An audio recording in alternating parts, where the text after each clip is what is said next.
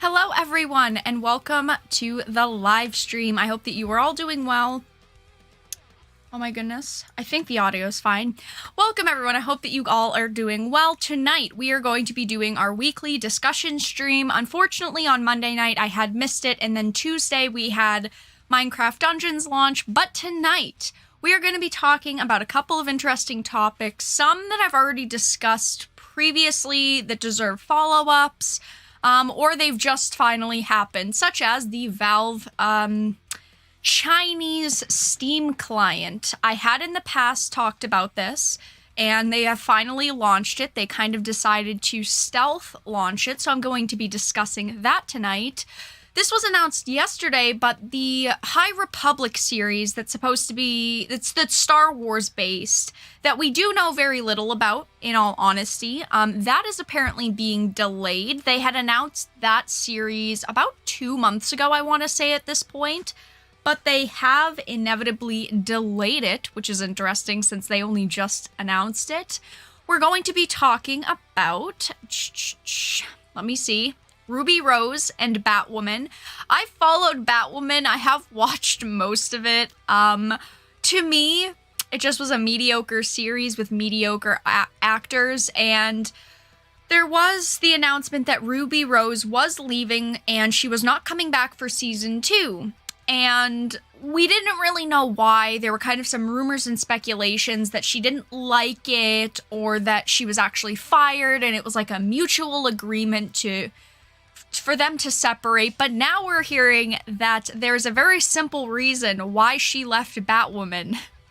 And apparently it's because being Batwoman was just too hard. Could you imagine? Oh my goodness, she actually had to like train to do stunts. And it was apparently being Batwoman was just far too hard for her. So we're going to also talk about that, and we are also going to talk about Serious Sam 4 and how developers have kind of now responded. I had made a video a couple days ago talking about how a VG247 journalist had kind of attacked gamers, claiming that it was censored, and at that point we didn't know if it was actually censored or not. And one of the developers on that thread was talking about how like there are better places for female characters to have gazoongas rather than video games. Like if you really want to look at breasts, there are better places to do so than in a video game. But now the developers are coming out and saying that it's not censored, and this is kind of after the backlash that they've received. But the way that they're acting in the situation is really uncalled for, in my opinion, and they're getting very like defensive, and they're just seeming like they're overly offended that people would just say that it's censored, even though the footage that we saw is different than the footage they're saying is actually in game. But those are the topics for tonight. Welcome in everyone. Before we get started, I will read chat for a moment.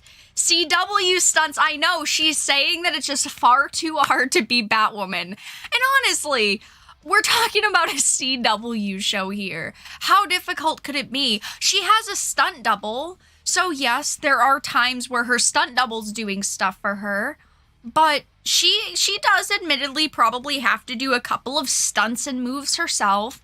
But besides the shit acting that she had to do, sorry Ruby Rose, maybe it was your writing, but you were awful in the show, how hard could it really be? She also did, as the article that we will read will mention, that apparently she didn't like that the season was 20 episodes. Apparently she thought that the season was just way too long, and that also contributed. She was like worn out.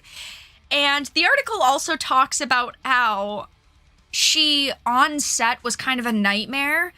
Because she was very angry that the season was so long and the episodes were so long, that apparently she just like was acting very like angry on set, which also just sounds great. Don't you guys think?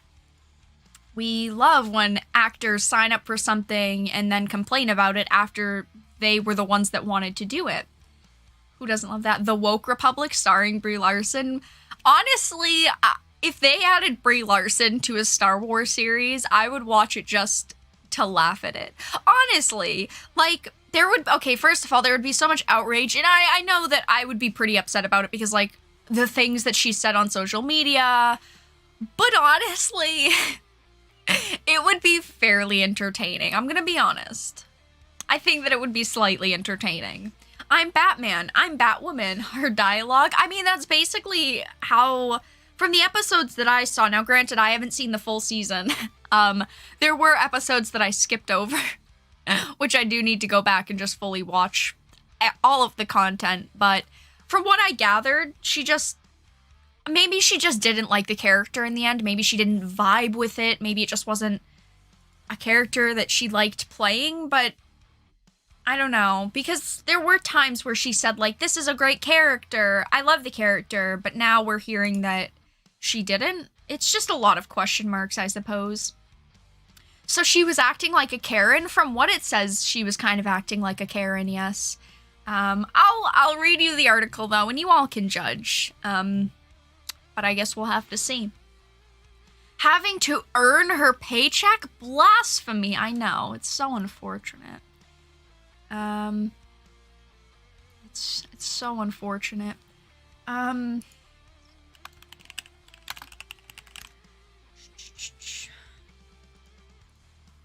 just have to check one thing really quickly in my settings. I think that the music is good though, right, you guys? I think that the music level is fine from what I'm seeing. I bet they fired her for so she left. At least that's what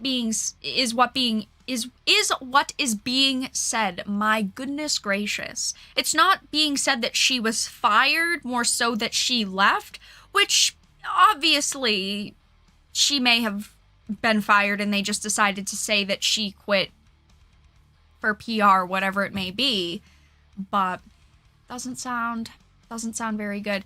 Yeah, the article does go over that she complained that the shoots were very long hours.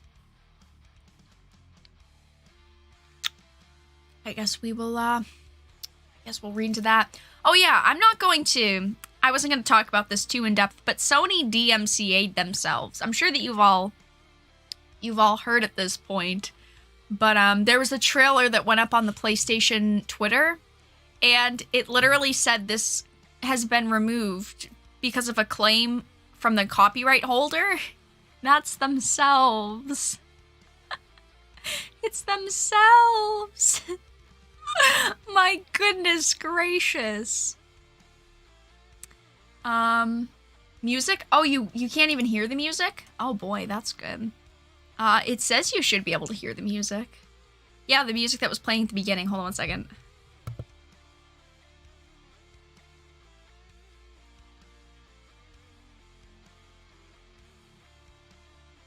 So I do hear it in the playback, but I just don't think that it is, I don't think that it's loud enough. I just turned it up a little bit. I don't want it to be too loud, but I can hear it through the playback. I just don't want it to be too loud. Face palm, yeah. Yeah. You know, that's how they work.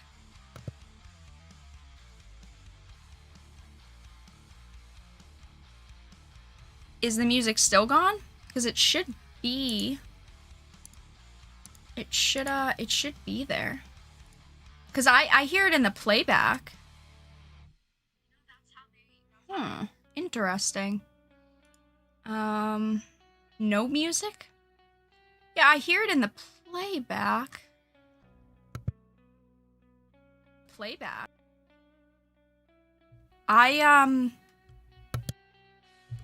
I will turn it up quite a bit. Let me know if you can hear it now. Before we get into the articles, sorry, technical difficulties, always. I just turned it up. You all will have to let me know if you can hear it right now. Put a 2 in chat if you can hear it, and a 1 in chat if you can't.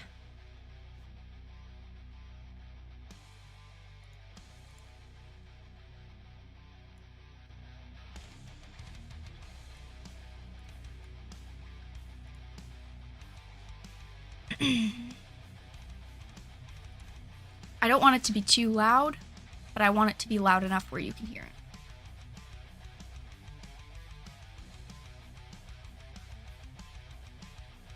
Okay, I'm seeing a lot of 2s. All right. Thank you all for dealing with my technical difficulties for the night. Let us move into our first topic of the night, which is Valve and their Chinese Steam client.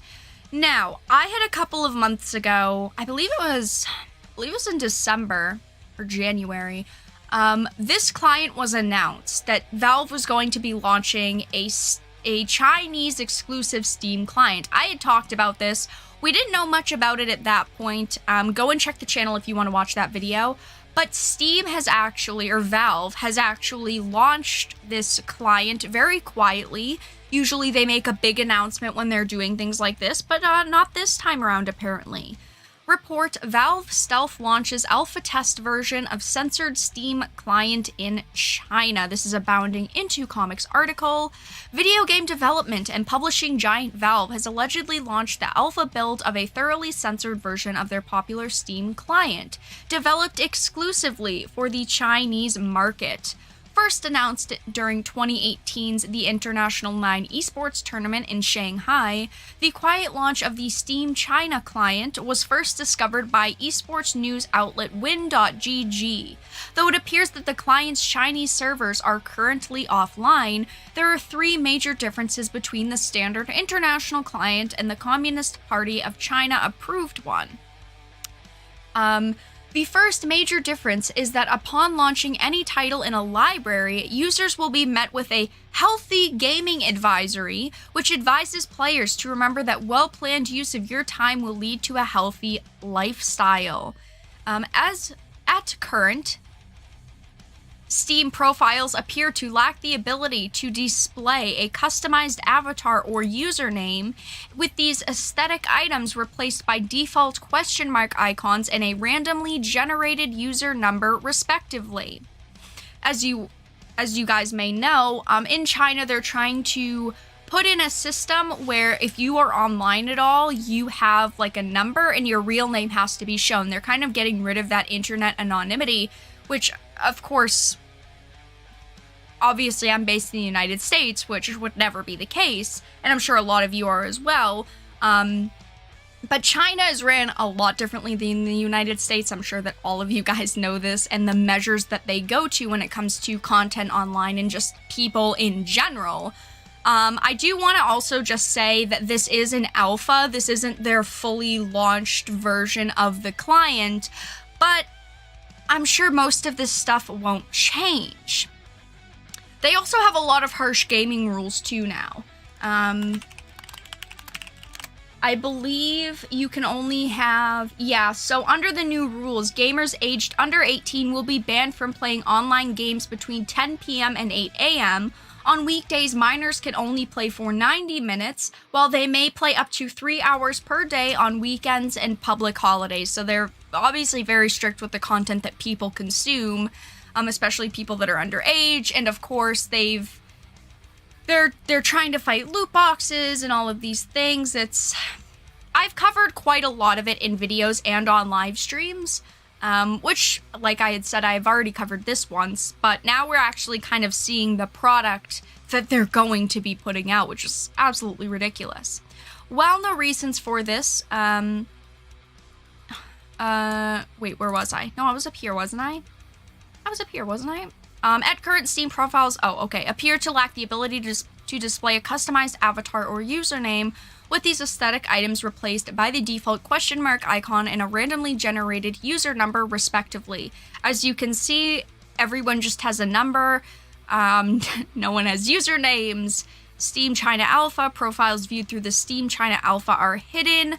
Win.gg speculates that these Steam community features must be approved individually by a Chinese entity, likely a government agency, before they are cleared to be displayed.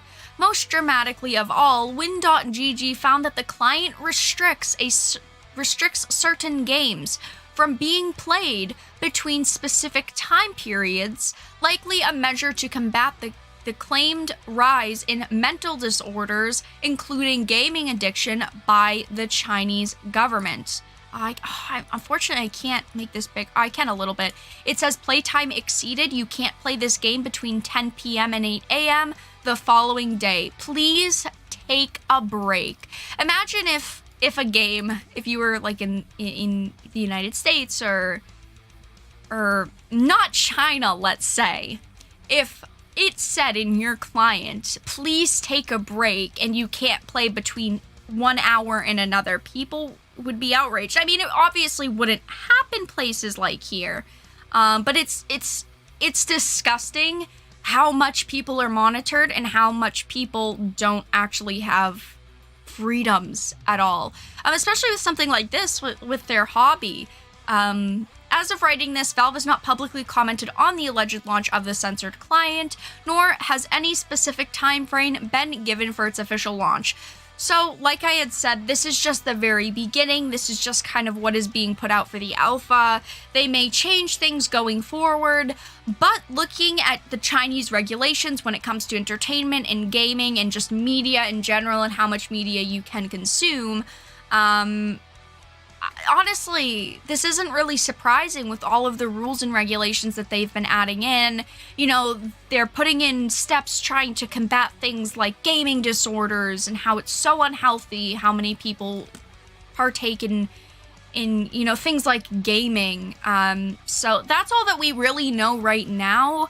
I am going to follow this closely. I have for a while when it was first announced, and then, you know, when they said it was coming out soon, and now that it's out in this alpha, I will follow with it closely. If anything changes, I will let you guys know. But unfortunately, it's definitely not going to get any better. The restrictions, honestly, would only get worse. It's unfortunately for sure. If any game client would do that, I would Alt F4 faster than the speed of light. True, yeah. What the heck is taking a break? Gamers don't take breaks. Yeah, I don't take breaks. Do you guys take breaks? Yeah, we are. Please keep this in mind if you don't kind of know the history behind China and gaming. They were banning resellers from selling Animal Crossing. It hadn't officially been launched in the region yet, and it's still not officially launched in the region, but they had banned third-party sellers from selling Animal Crossing because there were people going into Animal Crossing and they were, you know, they were protesting. They were saying free Hong Kong, you know, all of these different things, and Chinese entities got very, very angry that people were doing that and that was happening, so they were banning third-party sellers from actually selling a game like Animal Crossing. It's not out in the region yet, but most likely when it is officially launched, there won't be voice communications, there won't be like islands in the multiplayer. There most likely will remove the things in game that people were using, like towels and paintings and all of these things to write the messages on. All of those, I'm sure, will be removed, which is absolutely disgusting. But it's not surprising at this point, unfortunately. Who wants to open a soft easy in China with VPNs? When Tencent owns all of game development, which realistically may happen, this crap will come here and pearl-clutching mothers will enable it. Well, right, Tencent has been quickly buying into, you know, companies in the industry, which I have talked about quite a lot. I mean, most notably, a lot of you will probably know the situation with Blitzchung and how Blizzard was being accused of, you know, banning him and suspending him and taking away his prize money because their Chinese overlords didn't like it, and that's always been speculated, but you know, Blizzard did try to say that it wasn't because of their Chinese investors or anything, and that was like preposterous. But I have talked quite a bit in the past about companies that are, you know, now owned by Tencent or Tencent's invested in. I mean, just the other day, Tencent invested in Marvelous. Yes, Tencent to become the largest shareholder in Japan's Marvelous. I hadn't talked about this, but this had happened just a couple of days ago. I'll bring it up on screen. I'll bring it up on screen. You guys probably can see it. I'm assuming, yeah, you guys can see it. Tencent to become largest shareholder in Japan's Marvelous. This was 26. So this article went up yesterday, but this happened the day before. I'm trying to keep it up for you guys. I'll read it really quickly. Tencent Holdings is buying 20% stake in Japan's Marvelous Inc., giving the smaller company capital to develop its game franchises and sending its shares soaring. China's biggest game company, though affiliated Image Frame Investments, will be spending about 7 billion yen, or $65 million, to buy stock in the company, and the Japanese games maker said in a statement, Marvelous will sell 8.62 million new shares for 576 yen apiece, while shareholders, Amuse Capital, will sell 2.8 million with 708,000 shares respectively at the same price. Marvelous plans to use the money to build out its existing game franchises and launch new ones over the next 3 years. So, again, Tencent just investing in another company. I mean, they're in with so many companies at this point. It's baffling that a lot of people don't know about this, and I have tried to bring a lot of attention to it, but I will continue to do that, though. I definitely will. Rez says the CCP are buying up Western companies as sparring partners and will toss them in the bin and replace them with communist Chinese knockoffs. This has been happening for over a decade now. Ooh. Tencent only has 20% share in Marvelous. Marvelous is still safe. If they get over 50%, they will lose control of the company. Tencent became the largest shareholder of Marvelous. They already have... When you own such a high percent, you have people that are putting their opinions into the hat, basically. It's not like they're just giving you free money for nothing back. That's for sure. Tencent became the largest shareholder, meaning they definitely have a say in what the company's doing and what's going on there. It's 20%, but for a company, 20% is a lot. But that's all that I really had to talk about with Valve and their Steam client, and we did talk a little bit more about Tencent and their involvement in Western companies now, and even some Japanese companies. So it will be interesting to see how it progresses, what else they do with the Steam client, what other games are censored. I would like to honestly see a list of games that it says you can't play between one specific hours and like what games are censored and changed. Maybe at some point we will get a list of those games, but right now, unfortunately, we don't have that list. But I will definitely try to push this issue more and bring a lot more attention to it. I know that a lot of people really don't care, but I do truly think that a lot of you guys should care. Tencent owns a lot of Western film studios too. Yeah, Tencent does. Tencent's in. They're in, guys.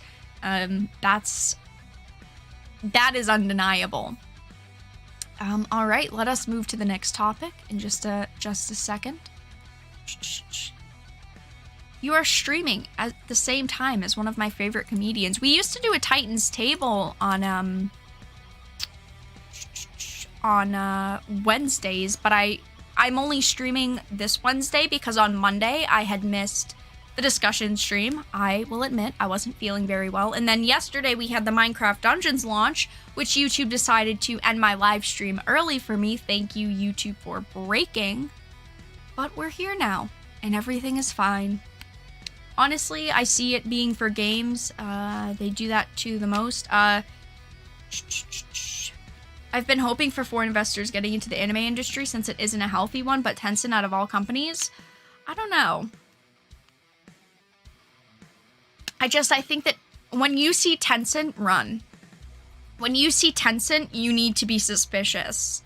And I feel like a lot of people see Tencent and aren't suspicious, but I do think that you should be. All right, let us move into the next topic, which is Star Wars delays the release of High Republic. Now, oh boy, I've given my thoughts on High Republic and the character designs and the general outline for what it is supposed to be, and I'm not impressed. I'm someone that loves Star Wars. I have been a fan of Star Wars for my whole life at this point, basically, and I love Star Wars. But what they've been doing with Star Wars over the past few years has personally been very disappointing. I have not liked much of what they've done. And High Republic doesn't particularly sound like it's going to be much better. Lucasfilm's publishing creative director announced the initiative would be delayed almost half a year to January 2021. He wrote, "Given these unprecedented times, we have made the decision to move the launch of Star Wars The High Republic to January 2021. Jeez Louise, to ensure that the launch is as grand and epic as it deserves to be." Now keep in mind, they had only announced this a little while ago. This article does go into that though. Star Wars The High Republic was announced in February, so only 3 months ago, where they detailed it would take place 200 years before the events of The Phantom Menace. Vice President of the franchise content and strategy, James Waugh, explained it as the Golden Age, where there is much more peace and calm in the galaxy. So we are calling it the High Republic. Honestly, when I hear the High Republic, I think of the Old Republic. And I feel like a lot of Star Wars fans are going to think that. And I feel like that's kind of a selling point. They're like, oh, the name sounds kind of interesting. Will this be anything like the generation of Star Wars that we know? No. No, it won't be. It's just a cheap attempt to get you to watch this. Sorry. He added, "The description we've used for the Jedi of this era is that they are knights, Jedi knights, of the Round Table." I like that. I kind of like the description of that, to be fair. I don't think that Jedi Knights of the Round Table sounds awful. Personally. He continued, "It's a bit of a Wild West, new frontier. We see a different kind of Jedi that patrols the frontiers and is more of a Texas Ranger." Now this is what sounds awful. The Wild West, a new frontier. I'm going to just say that obviously we don't know what they're going to do with this. Right now, it doesn't sound like they know what to say about it. And while that's not necessarily a bad thing, it's not necessarily a good thing either. I'm someone that tries to stay positive about these things. But what was the point to announce it in February? Because all of the pandemic issues were starting to ramp up at that point. So weren't they planning for that? They announced it in February, and it's now May, and they're delaying it. I'm fine with them delaying it. I would rather them delay it and not rush it and have it come out and be the way that they want it. But weren't they thinking ahead just a tiny bit when they announced it? No. I guess they kind of just probably wanted people to remember it and to be excited. So the more time you have, like if they announced in February and it wasn't coming out until January, they had a lot of time to build up that excitement. But it is what it is, I guess. The story is expected to be told through a number of publishing initiatives. He explained, "We are building this out of simultaneously across multiple publishers, and it gives us the ability to tell vast, interconnected stories across multiple years." The publishers announced in February included Disney Lucasfilms Press, Del Rey, Marvel, IDW, Titan Magazines, B&M Books, Viz Media, DK, and Insight Editors. They reaffirmed this description, writing, "Star Wars The High Republic is a massive, interconnected, cross-publisher initiative that will establish an all-new era of Star Wars storytelling. Set 200 years before the events of the prequel trilogy, this mega story will give readers and all Star Wars fans of every age an entry point into the High Republic, a time of galactic renaissance when the Jedi Knights were at their height." So, my problem with this series, and the main reason why I'm very skeptical of it, is because of their time frame. They are putting it 200 years before the Phantom Menace. But the problem is that you have the Old Republic, and then you have things after the Old Republic, and then you have, like, the Phantom Menace. So they are playing with fire, in my opinion, because they are creating this new series in the middle of two very well-established time periods. So there is a lot that they have to follow with. They have to remember events of the past. They have to remember events of the future. So they have to be very careful with how they play this, because they could easily ruin characters and points of history in Star Wars that we know. The first publishing initiative to come out of the High Republic would be a novel titled Light of the Jedi. It was originally announced to be available on August 25th from Del Rey. This will not be the case. Despite the delay, they did indicate that they were still working on creating new The High Republic stories. He stated, "While I can't say much about it, I can tell you that our story architects, Claudia Gray, Justina, Daniel, Cavan, and Charles, are continuing to work on this new era of stories." This was the full announcement concerning the delay. And let me zoom this in for a moment. The quote from Yoda is just as relevant today as it was when The Empire Strikes Back was released 40 years ago. And while it applies to the uncertainty of the future, it also applies to Star Wars: The High Republic. And then, of course, they go into, due to the unprecedented times, we've made the decision to move it to January 2021.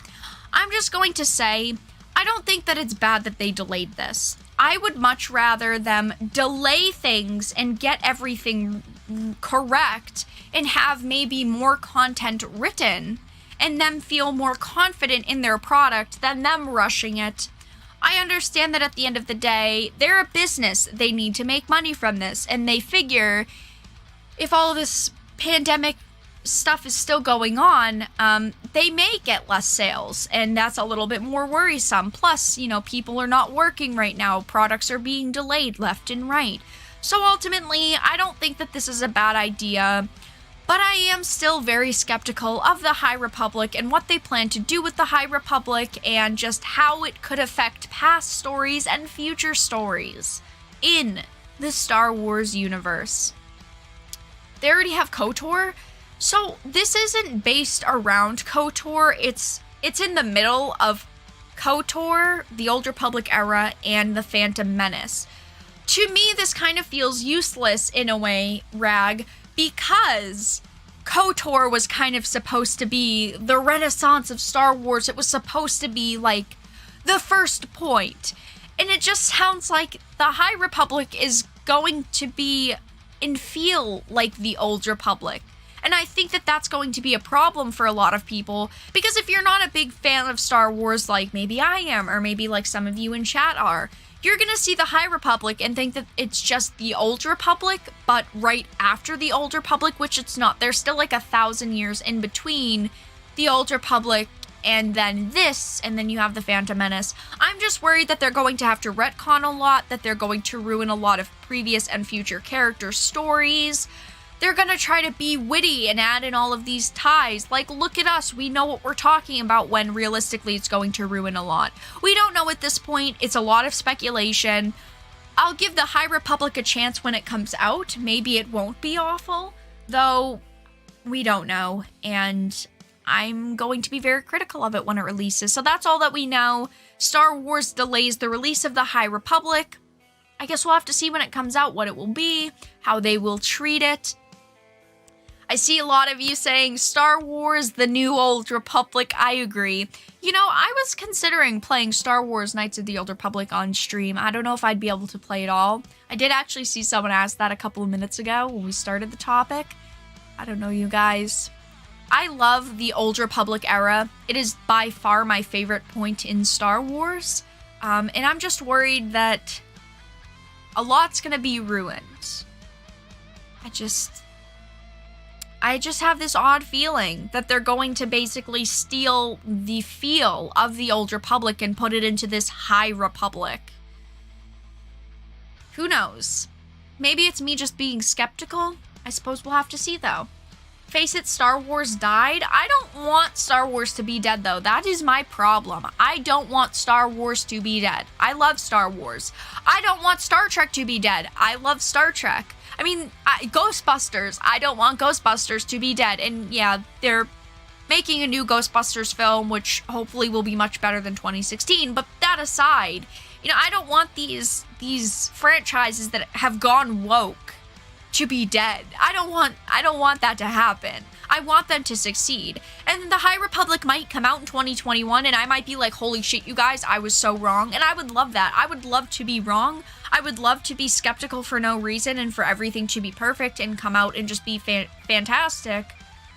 But we really don't know at this point, and all we can do is speculate because we have so little information on what this will be and how it will turn out. So that's all that I really had to discuss with the High Republic. It is being delayed.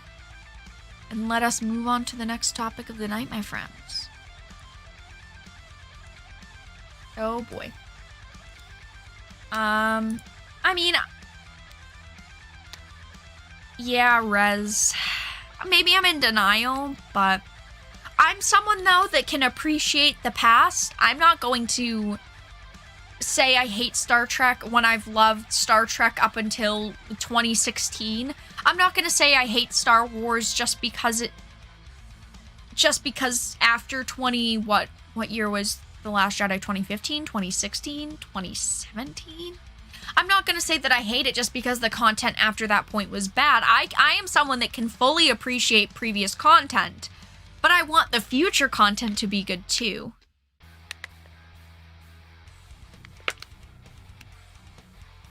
The original content for the High Republic was supposed to start releasing in August, and now they're moving it to January.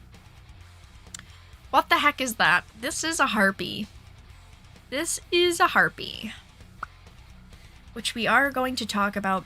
Really quickly, though, if you all are enjoying the live stream, please make sure to give it a like. If you're not, give it a dislike. If you do not support the channel already, please consider becoming a Dark Titan via Patreon for just $1 a month.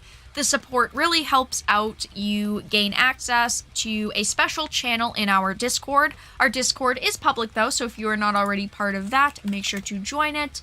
I do a monthly Q&A session where only supporters can ask me questions, and I am going to be updating some of the rewards and such through Patreon soon. So make sure to check that out if you are not a Dark Titan already.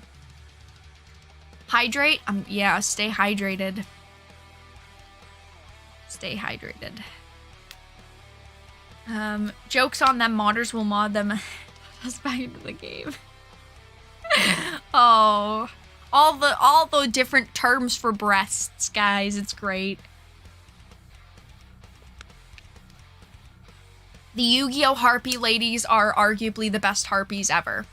We're just gonna be honest. I really like the harpies in Black Desert Online, though. The harpies are really good. The harpies look pretty neat. They're not attractive women, but they look kind of like owls with lady body. It's kind of like this, but less creepy. All right, you guys. Let us get into the next topic. So a couple of days ago, I had uploaded a video because a VG247 writer had made an article kind of attacking people that were concerned about Serious Sam's 4 censorship. There was a trailer that released for Serious Sam 4, and in it, the harpies appeared to be more covered up. They had more feathers on their breasts and on just their body in general. And if you go and Google Serious Sam 4 and the previous models of the harpies, in the first game, the harpies were wearing like bikini models, and then in the second one, they were wearing bikinis, and in the third one, they were fully exposed. Their bodies had no coverings. Their breasts, their other areas, completely uncovered. And in 4, we had seen a trailer where the harpies were pretty covered up. They had feathers on their bodies. It's hard to explain. Feel free to Google it. And because people were raising the question of, is this game censored?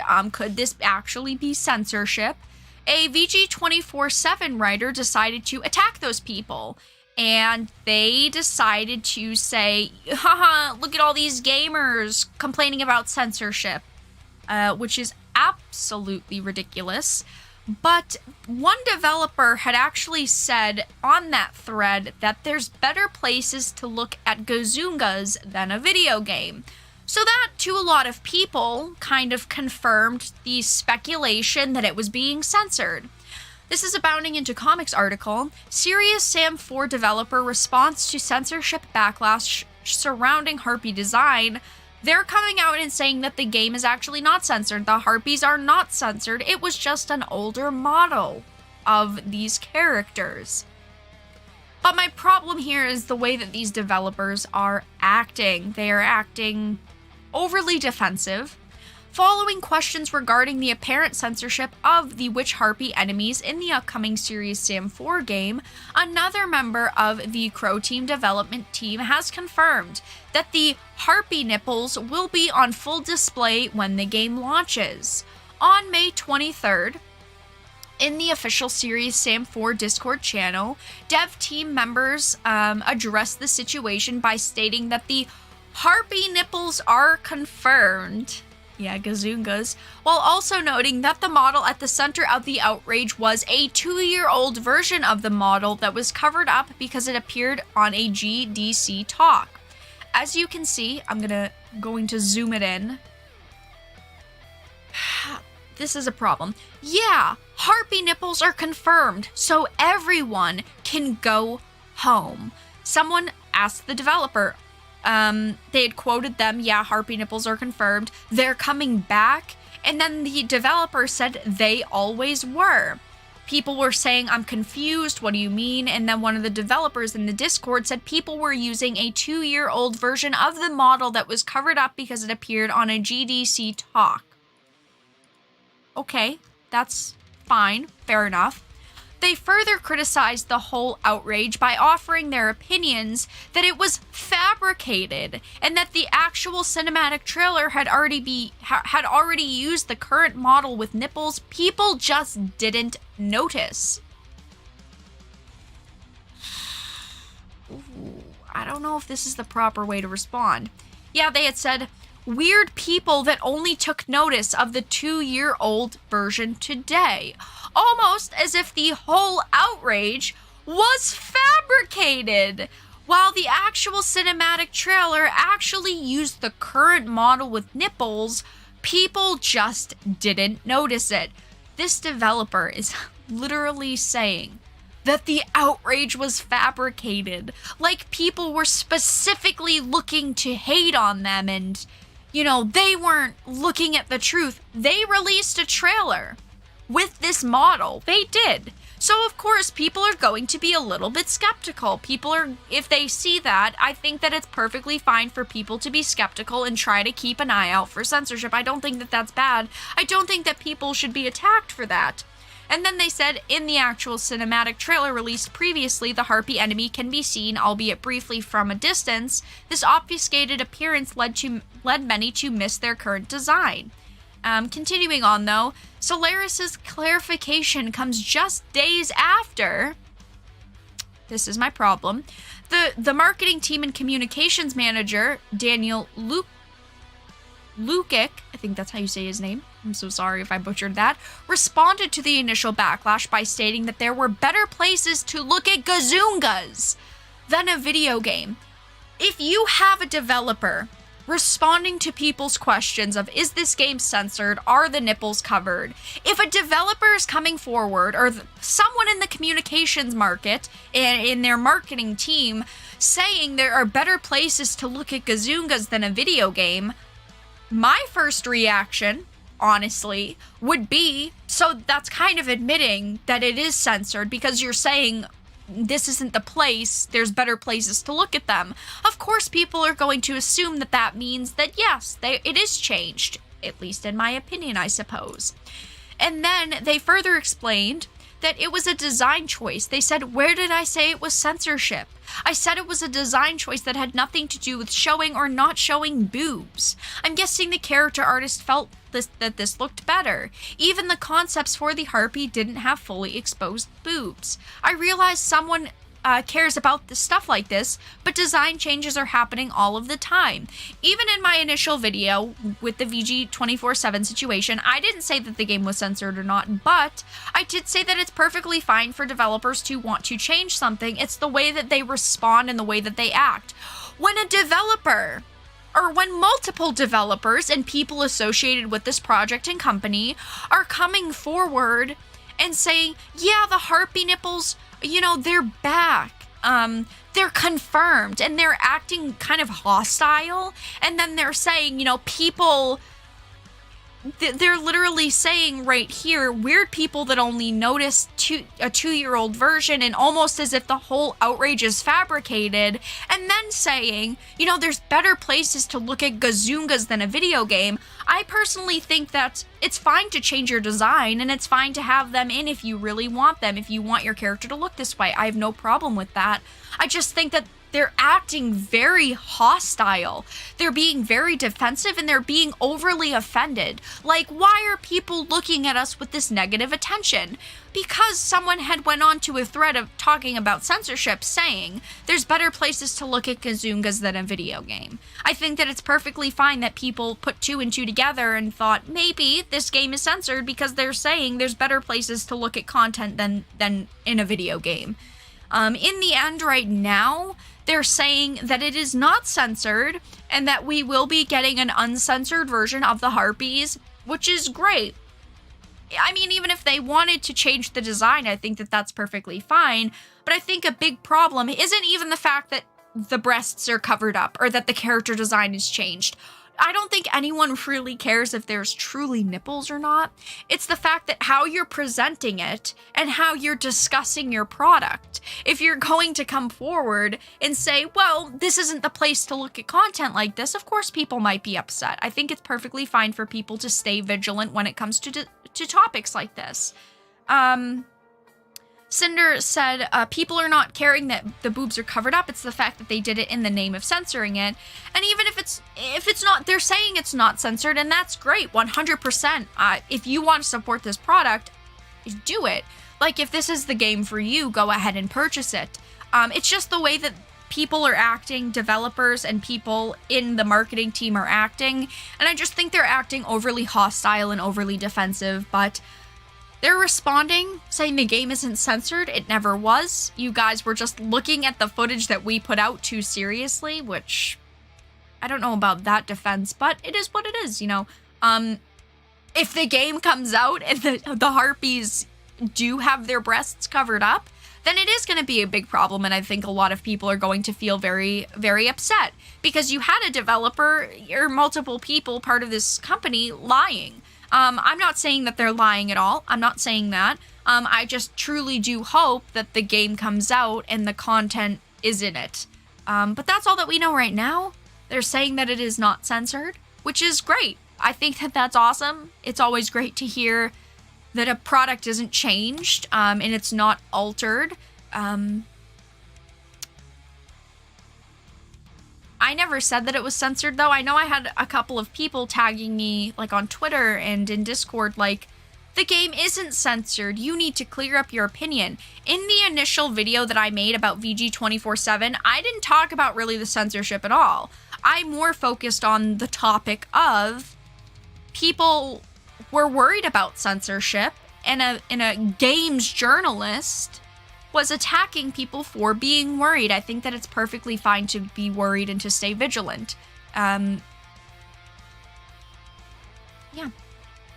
It is what it is. I think that that's all that I think that that's all that I really had to say. How many times did I say breasts or gazungas in that? Honestly, I think that I'm gonna start saying gazungas. That's YouTube friendly, right? I mean, I'm not monetized, it's fine, but maybe I should start saying gazungas. What other words could I use? Like, what are some other words like that, you guys? Seems like a good word, honestly, now that I think about it. Chesticle? No, I don't really like those ones. Don't really like that. No. This is probably the strangest chat I've been in a while. Well, obviously, it's gonna be a different type of conversation when we're talking about gazoongas. All right, we need to get off of the gazoongas. I'm done.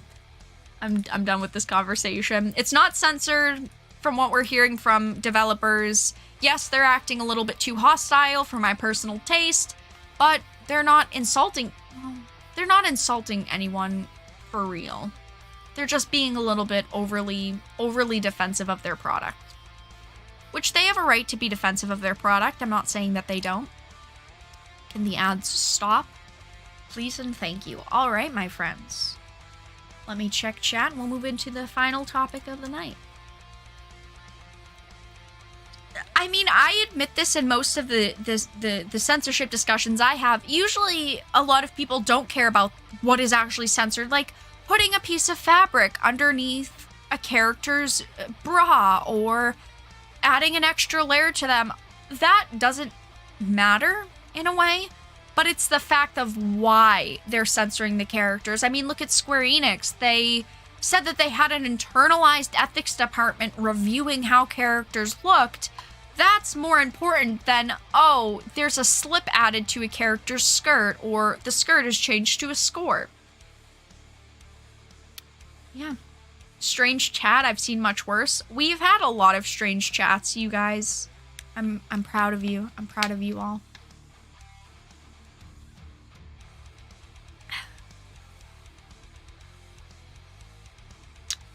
Vera does sound angry because of this Harpy censoring issue.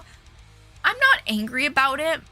I just keep thinking about the VG 24/7 writer attacking people for being worried about the situation, and that's really what upsets me. That's really what pisses me off, is a journalist not doing their research, basically saying that censorship in the gaming industry is fake, when clearly it's not. Clearly it's not. Alright. Everything is good. The gazoongas are off screen. And let's get to the final topic of the night. Batwoman. I've talked about Batwoman a few times on the channel. I will give you all my initial thoughts on what content I have seen from Batwoman. I personally thought the show was very mediocre. I thought that the writing was pretty terrible. The CW shows, in my opinion, have changed over the past few years. I used to be a huge fan of the CW shows. I thought that they started off very strong. I thought that the writing was really good. Whew, I thought that the actors that they chose were just on point. I really did enjoy the CW shows at first. But they've definitely gone downhill. Like a lot of these superhero shows and movies and comics. But Ruby Rose had announced that she was quitting Batwoman. She did one season, which was 20 episodes, and she said, I'm out, I'm done. There's a lot of speculation as to why she left. And tonight we're going to talk about why she left and the simple reasons why. I also want to say that they are planning on doing a season 2. They are planning on recasting her. Apparently they feel as though they can really make the show shine still, and that recasting her would be good. Now, in my opinion, I think that the show isn't worth saving. I think that the writing was pretty bad, the acting was pretty bad. Overall, it just didn't hit home with a lot of fans. I'm not saying don't try a second season, though. If they truly think that a second season would do good, then go for it. I'm all for it. But don't expect people to watch it. So this is a Forbes article. Here's the relatively simple reason why Ruby Rose quit Batwoman. Put your guesses in chat right now before we start. Why do you think that she quit? Do you think that she quit because of a wage gap?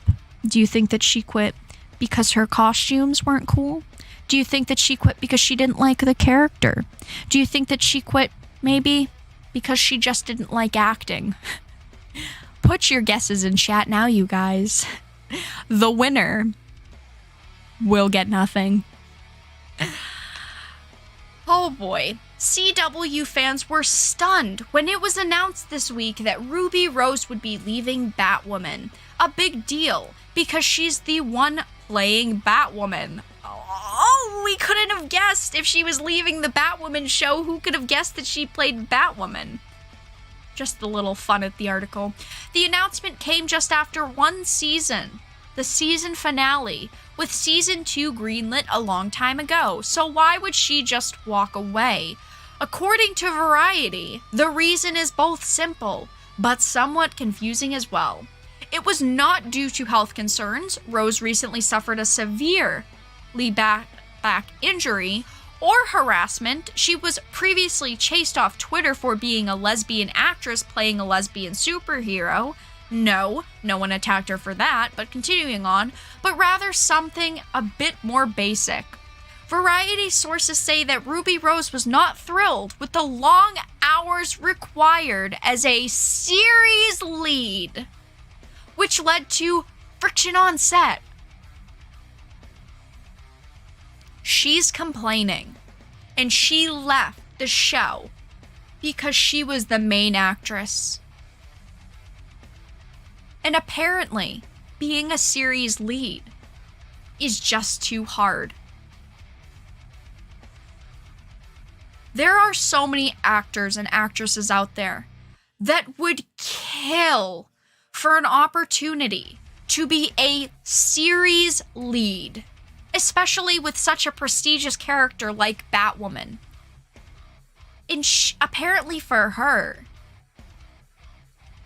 it was just too hard to be a series lead. Now, I understand that maybe it was too much for her. The hours required were too much. But she signed a contract. And yes, she did finish the contract, from what we know. But she knew what she was signing up for.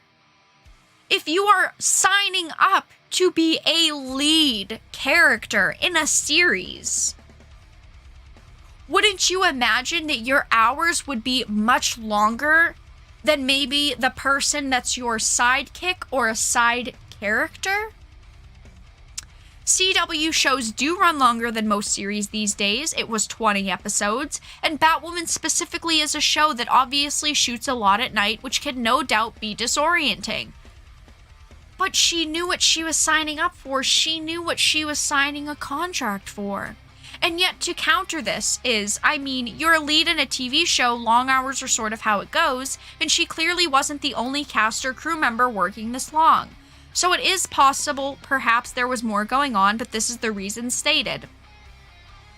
Oh no, I see a lot of people saying in chat Vera for Batwoman. Honestly, I would be cool with playing Batwoman. Batwoman was never a bad character, in my humble opinion. I thought that Batwoman was always a pretty good character. What was Batwoman's first appearance? Batwoman's first appearance was... Oh no, I can't even find it. Why is it not... No, it's popping up with the TV show. Anyway, I don't think that Batwoman's been a bad character. I think that she's been pretty cool.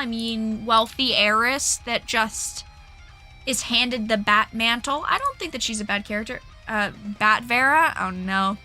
Sign a petition. Someone start a petition for me to be Batwoman. I'll sign it. Rose's departure is such a big deal for the show that Batwoman will have no other choice but to recast Kate Kane entirely instead of writing the character out. The showrunners have already said that their first search, they will look again to cast an LGBTQ actress to play the LGBTQ role, something they feel personally very strong about. Now, I understand that they want someone that is LGBTQ to play an LGBTQ character. But the point of acting is the fact that you can act. So every actress should be able to have a chance at this role because they're taught to act that way. That's the point of picking an actor or an actress. It says, I have not heard of any shortlists yet, but there is no doubt a lot of great and unknown actresses to choose from who will kill for a rare superheroic part like this. We simply almost never see recastings of leads like this outside of very, very extreme circumstances. Yeah, that's for sure. We very rarely see a recast. Usually they just start a new series and they decide to just pick up a new character. As for Rose, we don't know anything about her future plans as of yet, and before this she showed up in several action films from John Wick to XXX, and originally burst on the scene with a role in Orange is the New Black. This whole situation still though seems very strange because she seems so overjoyed with the role of Batwoman back when she had first started. But I guess playing the part in practice did not end up being something she enjoyed enough to work the long hours. It's hard because, while yes, I do understand that she wanted to quit, maybe she should have just done one more season to end off the character, because if you truly respect the character enough, you should want to end the character. So does that show that she truly felt that there was something wrong on set, or does it truly show that she never actually cared about the character? In the end, that's all that we really know right now. Apparently, Ruby Rose quit Batwoman because it was just too hard as a series lead. I think that it's a little bit ridiculous because while yes, she does have the right to quit, and she did, good for her if that's really what she wanted, she signed up as a lead character. She was being paid to be a lead character. She probably knew what she was signing up as for a lead character, but she's done with Batwoman. Someone start a petition to get me on his Batwoman. I'm kidding. But it's hard because I didn't think the show was good. I think that it was a combination, honestly, of the writing and the acting. I thought that the acting was subpar. I think that the writing was subpar. Who truly knows if the second season will go forward? Because they could say they have plans to do a second season, but they might not actually do it. They might not be able to find an actress or the writers that they want. Who truly knows? But I guess that's all of the topics that I had to discuss tonight, you guys. We talked about Batwoman, we talked about Valve, we talked about Serious Sam 4, and we talked about Star Wars The High Republic. I will chat with you all, though. If you have any questions, we'll move on to the questions and answers portion of the stream. If you have any questions or comments, please feel free to put them in chat now. It's a hard call with Batwoman. If she really felt that there was problems on set, she has the right to quit, and she did. But she hasn't really said anything about it, which is a little bit shocking for someone that claimed that she loved the character and she felt so in tune with the character. But of course now she just doesn't really care about the role, I guess. It's a shame. It's a shame to see two-faced actors and actresses. She said she loved it, and now she could care less. Did you see? Yeah, GOG is running their summer sale. GOG is always running a sale, but good for them. Check Twitter. I just saw that, Cinder. Guys, I'm gonna put Cinder's tweet out. I'm gonna put Cinder's tweet in chat. Vera for Batwoman. Oh boy. Oh boy. You know, I really liked the character Batwoman. I thought that when they said that they were announcing this series, I didn't think that it sounded bad. I definitely think that the character had a lot of potential. I just think maybe the actress and the writing combined didn't highlight the character like I personally would want. I do think that there are other characters, though, that deserve shows. I personally have kind of fallen out of love with CW shows, but I don't think that means they can't save them. I just think they need to really change the content and the writing and just how the shows are. I thought the CW shows, though, at first were very good. I really did like them. Would you live stream a better, older Star Wars game soon? What game did you have in mind, my friend? I know people have been asking me about Knights of the Old Republic. It's a very long game, so I don't know if I would stream the whole thing. But Knights of the Old Republic is one of my favorite games, and I maybe could stream a little bit of it. Maybe I could stream half of the game. Who knows? Have it as an ongoing series. But do you have any suggestions for Star Wars games? I liked the tweet, hope it goes well. Hope it goes well. Oh boy.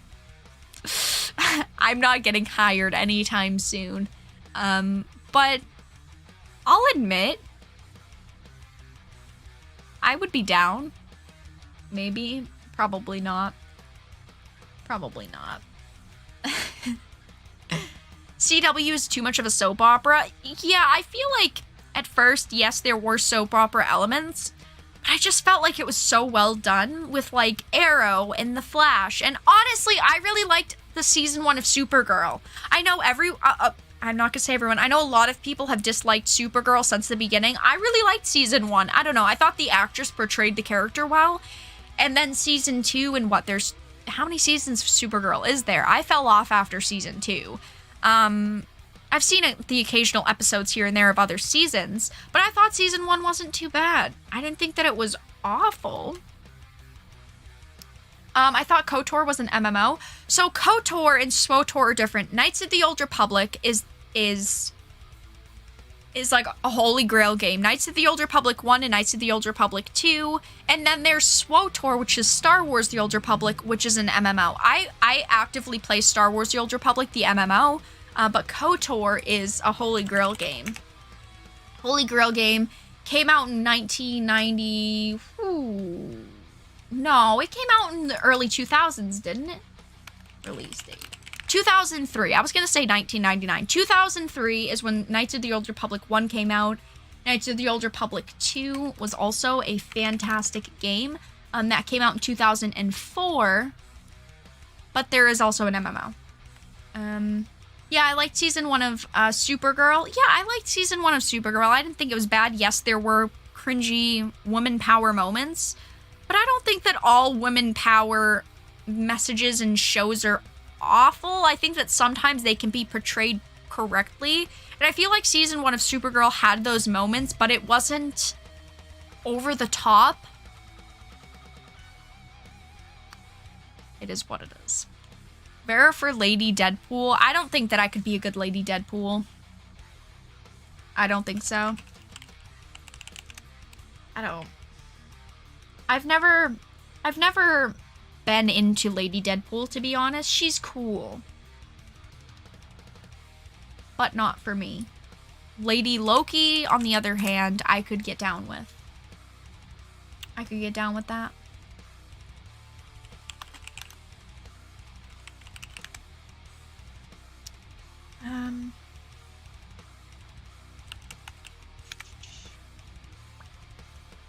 Impossible here, guys. Yeah, must be portrayed correctly. Yeah, so we have SWTOR, KOTOR, and HODOR. Yes. Yes, police box. Abby Smash. Jolin 1, everyone. I would play a good Goose. What do you guys think about that? Goose? The cat? I could do it. Meow? I could do it. I've always been told I would be a good Jean Grey, and I could agree with that. I could agree with that. If I could ever portray a character, which will never happen, and I could play one character, it would be Jean Grey. She has always been so, I don't know, poorly portrayed. And don't get me wrong, I really liked Sophie Turner as her in X-Men. I thought that she did good, but I feel like the writing was the problem. She was a great Jean Grey, though. I've been compared to Sophie Turner a lot. Sansa Stark. I've been compared to her a lot. Jolin 1, yeah. Are there any good writers in America? Yeah, there definitely are. They're just hidden away in a bunker somewhere, writing good content, I hope. Yeah, I hope.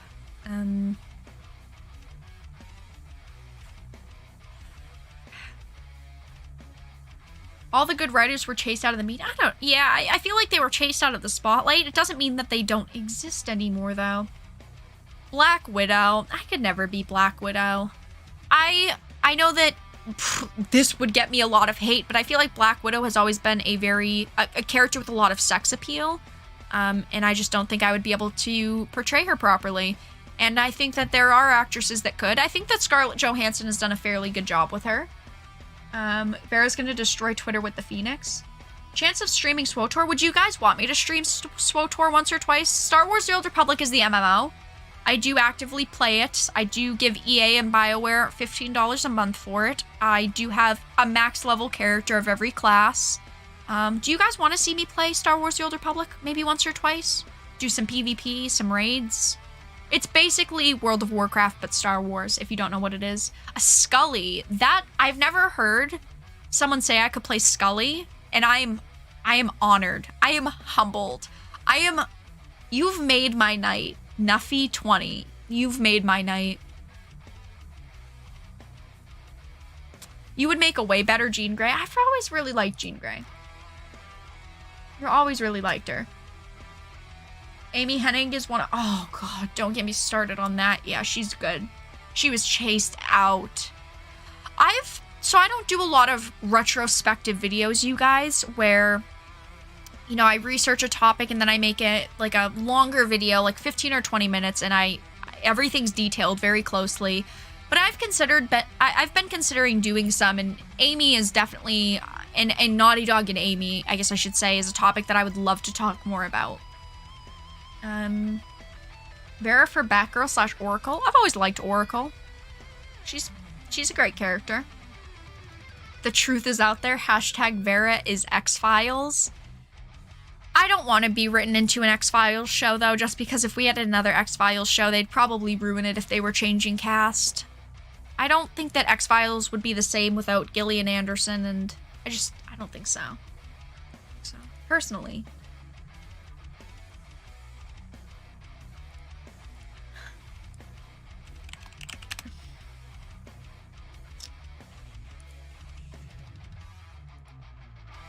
For some reason, YouTube is not enjoying me. Hawk Girl? I don't know what... So I know about Hawk Girl. Like, I know a little bit about her. I know her general story. But I feel like I don't know enough about her to relate to her to play her character properly. I mean, I'm not an actress. But I feel like when you play a character, you should know about the character. Hawk Girl is cool, though. I feel like the woman that portrayed her in The Flash was pretty good. She's a good actress. Yeah, she was really good. I did not mind her. They killed those characters off super fast, though. She's a designer, writer, artist, and she built herself up without any female empowerment perks. That's true. Is she active on Twitter at all or anything? I don't think I follow her. Honestly, there's a lot of people that I don't follow.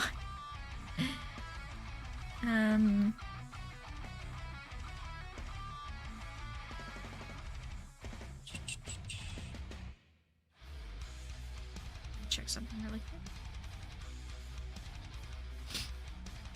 But yeah, she's done some good stuff before. She is the real deal. It's a shame about Naughty Dog and all of that has happened. I mean, Naughty Dog fell off hard.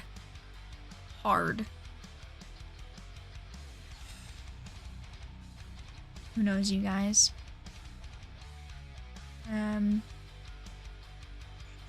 Squirrel Girl. I remember when they were trying to push Squirrel Girl a few years back, and I don't really think that it worked. I haven't heard anything about Squirrel Girl, really. I haven't. Vera could be the next Gen Scully in the Z-Files. # OKZoomer. No. No. And with that, we will end the stream, you guys. Thank you all so much for stopping by tonight. I do appreciate you all being here. I know that I had missed Monday's stream, but I've made it up to you, and I streamed tonight. I do believe, hopefully, tomorrow night at 7 p.m. Eastern, we will be doing a Titans Table, Magic the Gathering edition, talking about all of the things that have been happening in the world of Wizards of the Coast and Magic the Gathering. If you are not already part of our Discord, please make sure to join it. We are very active there. And if you do not already support the channel, please consider becoming a Dark Titan via Patreon for just $1 a month. The link is in the description of the live stream. You do get access to a special channel in the Discord. So yes, I'm going to end the live stream here. Thank you all so much for stopping by tonight. I do appreciate it. good topic discussions. Thank you, Brian. I do appreciate it. I do my very best. Follow me on Twitter if you are not already at Vera_dark, and have a fantastic night, everyone.